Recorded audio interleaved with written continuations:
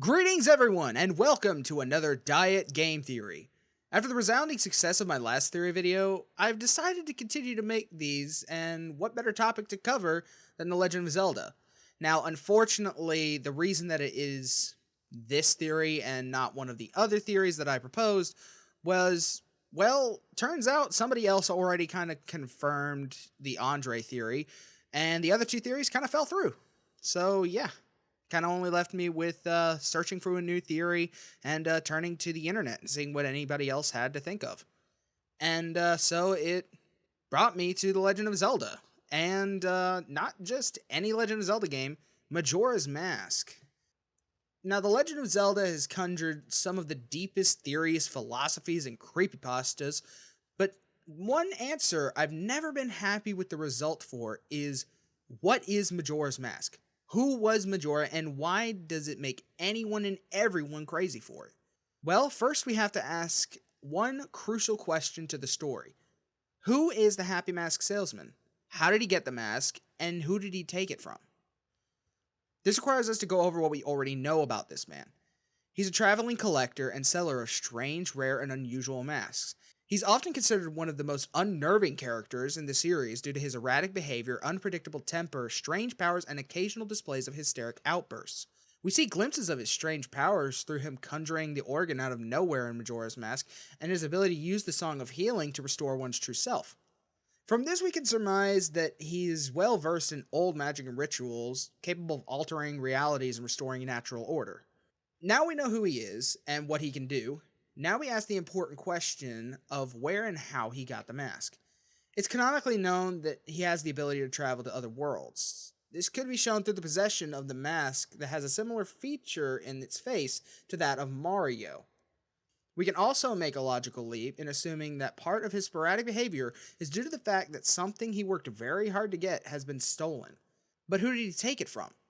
There's an obvious answer that many may have already come to realize. The Sheikah, as they are an old tribe dating further back than even Skyward Sword. This is enough to make you realize that they may have had something to do with it. And also, there's a transcription in the Shadow Temple that makes reference to the bloody past of Hyrule, and how the Sheikah were somehow involved. It's not crazy to think that they might have had a hand to play in sealing the mask away, because it's never said that the tribe mentioned created it, only that they used the mask. But this still leaves a question unanswered. Who was Majora? And while Gaijin Goomba may have unlocked the culture in which the character's creation came from, link below to that video, seriously, I recommend it, it's a 3-part series. This doesn't answer who Majora is within the realm of Hyrule's lore. It's stated within canon that there's an evil being inhabiting Majora's Mask. So from that we can surmise that Majora might not even be the name of the entity, rather the name of the one who made the mask. Well, then we have to look to those who have had the mask, and from all the information provided, the only people we know to use the mask were the ancient tribe and Majora, the mask creator. And once more, another theory seemed as if it would evade me and deny me the truth behind the identity of Majora. Until I looked a bit harder, studied the facts, all of the characters, all of the masks, something became evident. There were two kinds of masks: alteration masks and transformation masks. Alteration masks apply to masks like the bunny hood, which gives increased speed, and the mask of truth. The transformation masks, and I feel it's obvious, like the Goron, Deku, and Zora masks, cause transformations. So what makes them different? Why do transformation masks exist? Well, thankfully the Historia explains this for me. Quote, "The mask which holds the spirit of the dead caused the wearer to transform into the shape resembling the deceased. But it's also known that the only way this happens is if you play the Song of Healing, which originates from one person, a person who's been guiding you since you first set foot in Termina, the Happy Mask salesman." Now you may be thinking, hey, wait a minute, are you saying that he is the evil entity in the mask? Because if so, you have a cog loose in your head, Chris. No, the entity in the mask was never even a person. This is where I have to cut away from the cloth of lore to properly outsource my theory. The Happy Mask salesman is Majora, the one who made it. And why was it made? for a tribe that sought to seal away an entity of great power, an entity made of shadow. That's right. The mask was made for the ancient Sheikah tribe, but throughout history, that fact was long forgotten and wiped from the annals of Hyrule's history. Now, I hear you say, wait a minute, Chris.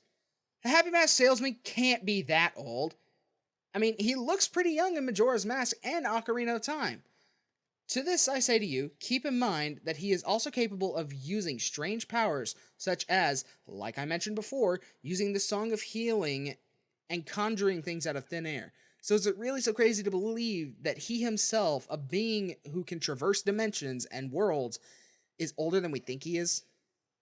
Now, you may ask, well then, what's the evil entity in the mask? Though I'm not surprised, this one had me stumped for a while. But linking together certain points, link, creates a reasonable outcome. So follow me as I tell you the story of Majora the Mask Maker. Once there was a great mask maker named Majora, a man who could make any kind of mask and imbue any mask with any ability, even going so far as to bond souls to them. One day, a member of the ancient Sheikah tribe beseeched him, asking him to make them a mask capable of sealing multiple souls to it. Majora saw no real harm in this act, and he did so with ease. Though he grew curious, and he sought out the location of the Sheikah tribe to see what they had used such a powerful mask for. He gathered much information and deliberated that the Sheikah must be in the Shadow Temple, a dark place where the dead never really seemed to stay that way. Upon entering, he witnessed a ritual taking place. Majora wished to do something about it, but became overly aware of what the mask had now become, a weapon. They began using it to hex and curse enemies of Hyrule.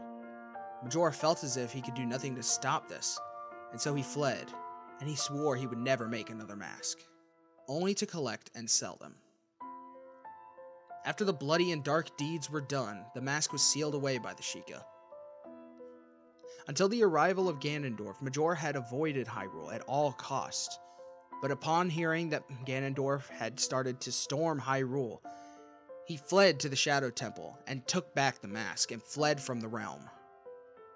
Upon returning back to the realm of Hyrule, he realized that the original timeline had been changed, and in knowing Ganondorf was stopped, put his mind at rest.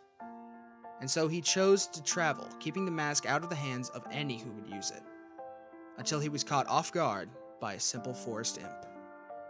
And the rest is history.